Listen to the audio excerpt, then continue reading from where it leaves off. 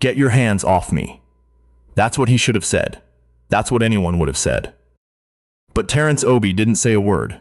He just looked up from the marble floor of the Callaway Financial Group lobby, briefcase still in his hand, jacket now scuffed at the shoulder, and waited.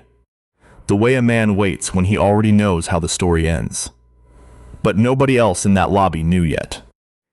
If you've ever been judged before you opened your mouth, if you've ever walked into a room and felt the temperature drop the second people looked at you, stay with this story. Because what happened to Terrence Obi in that building on a Tuesday morning in March is the kind of thing that doesn't make the news. Until suddenly, it does. Terrence had driven himself to the meeting.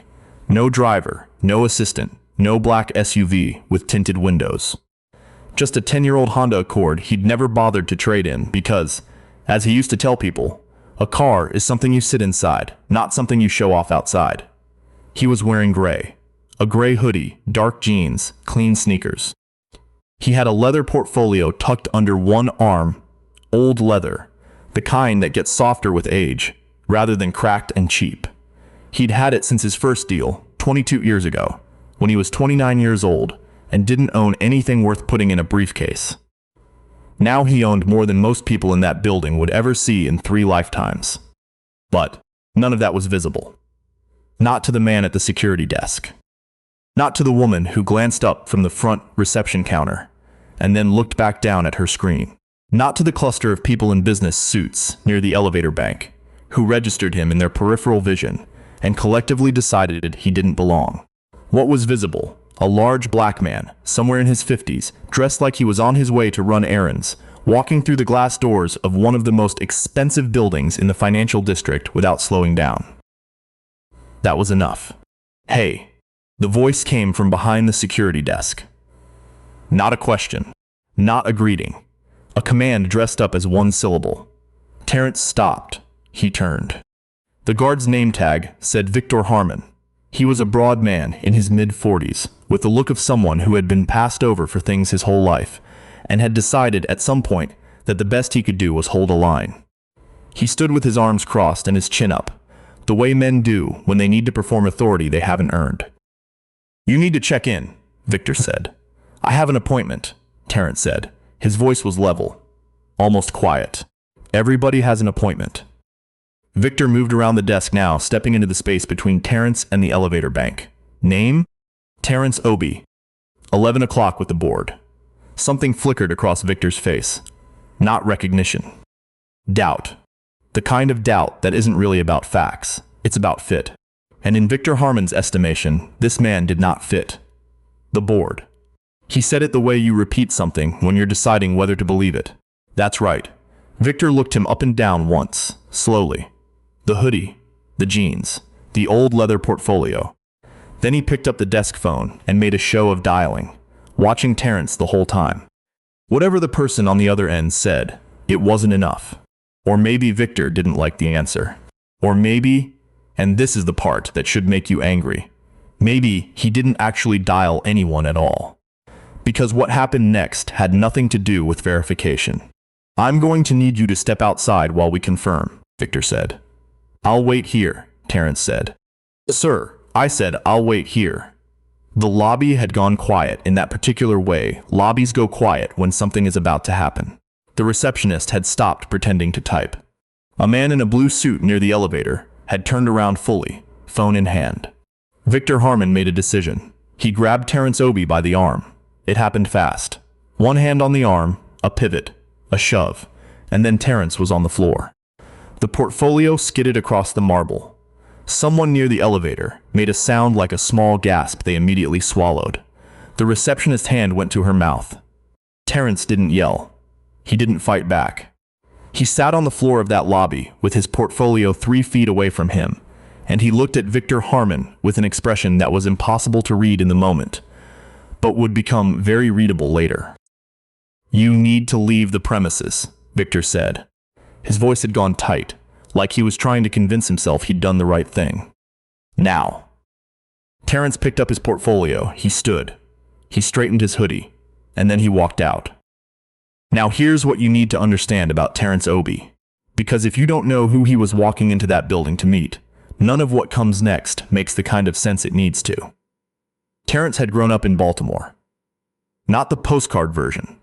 The row houses off North Avenue.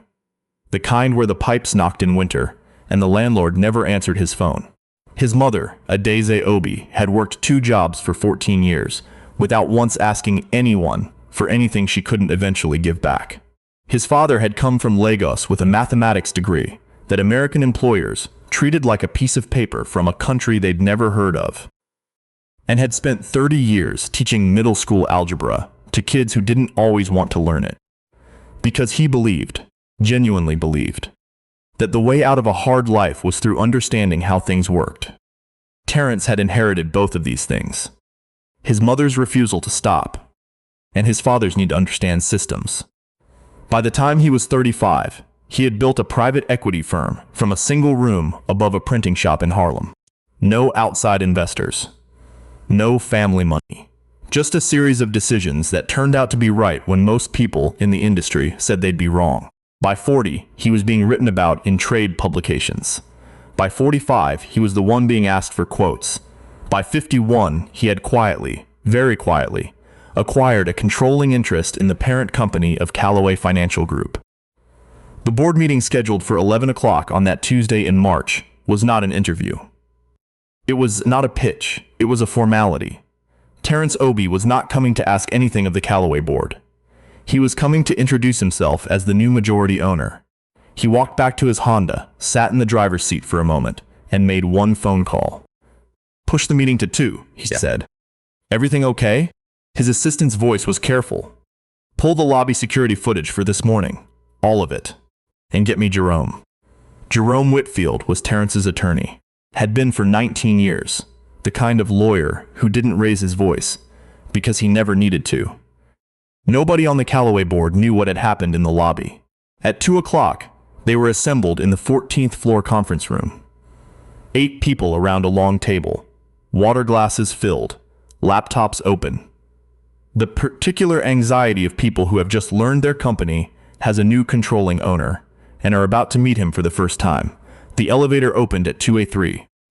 Terrence Obi walked in wearing the same gray hoodie, same jeans, same sneakers, the leather portfolio under his arm. He did this deliberately. He would say so later. Jerome Whitfield walked in behind him in a charcoal suit with a document folder and the expression of a man who has already won. And one more person walked in behind Jerome, a woman from the building's security management company, holding a tablet. Her name was Constance Yarborough, Director of Operations. She did not look comfortable. The board members looked at Terrence, then at Jerome, then at Terrence again. A man at the head of the table, Jeffrey Lassiter, the outgoing CEO, silver-haired, the kind of handsome that had probably opened doors for him his entire life, stood up with his hand extended and a smile that was working very hard. "Mr. Obi, welcome. We've been." "Before we start," Terrence said, setting his portfolio on the table and sitting down, "I want to show you something." Jerome opened the document folder and slid a printed still from the lobby security footage to the center of the table. Then another, then a third. Terrence Obi on the floor. Terrence Obi picking up his portfolio. Terrence Obi walking out of the building. The room was so quiet that someone's laptop fan sounded like wind. "At approximately 10:47 this morning," Jerome said without any particular emotion, "Mr. Obi was physically assaulted by a security contractor employed by this building's management company while attempting to attend a scheduled meeting with this board. There are witnesses, there is footage, and there is a clear, documented record that the responding guard was informed of Mr. Obi's identity and appointment prior to the incident." Jeffrey Lassiter sat back down. No one at that table said anything for a long moment. Then a woman near the end, Margot Vell, the board's legal counsel, who had been with Callaway for 11 years, said very quietly, "Victor was told? He was told." Constance Yarborough said from the doorway. She sounded like someone reading from a script she hadn't wanted to be given. "The desk log shows a call was placed to the second floor at 10:44. The response from upstairs was that Mr. Obi was expected and should be directed to the 14th floor immediately. The room processed this. Victor Harmon had been told. He had been told exactly who Terrence was. and he had made a choice anyway. Jeffrey Lassiter put his hands flat on the table and looked at Terrence with the expression of a man who has suddenly understood the full weight of the situation he is sitting inside. "Mr. Obi, on behalf of the entire board, I want to say—" "I know what you want to say," Terrence said, not unkindly, but firmly, "and you'll have a chance to say it. But first I want you to understand something." He opened his portfolio, slid a single page across the table toward Lassiter. "This is not a lawsuit. This is not a negotiation. What happened in that lobby this morning will be handled separately through the appropriate legal channels, with the appropriate parties." He paused. "What this meeting is about is the transition of leadership and the future of this company. And that conversation is going to happen the way I planned it. In this room. Today." He looked at each face around the table in turn. 8 people who had spent the last 3 weeks quietly wondering what kind of owner Terrence Obi was going to be. "I am not the kind of man who lets the behavior of one person define the character of an organization," he said. "But I am the kind of man who pays attention to what an organization allows. So I'm going to be watching. And I expect everyone in this room to be watching too." He picked up his pen. "Now, let's talk about what comes next." Victor Harmon was terminated by the security management company before the end of that day. The termination letter cited failure to follow established check-in procedures and use of unauthorized physical force. That was the official language. The unofficial version moved through the building fast, the way these things do. By the time the evening shift started, everyone who worked in that lobby knew what had happened. The receptionist who had watched from behind the desk, a young woman named Felicia Moreau, who had been working there for 7 months and had not said a word during the incident, because she didn't know what to say, submitted a formal statement to the building's HR office the same afternoon.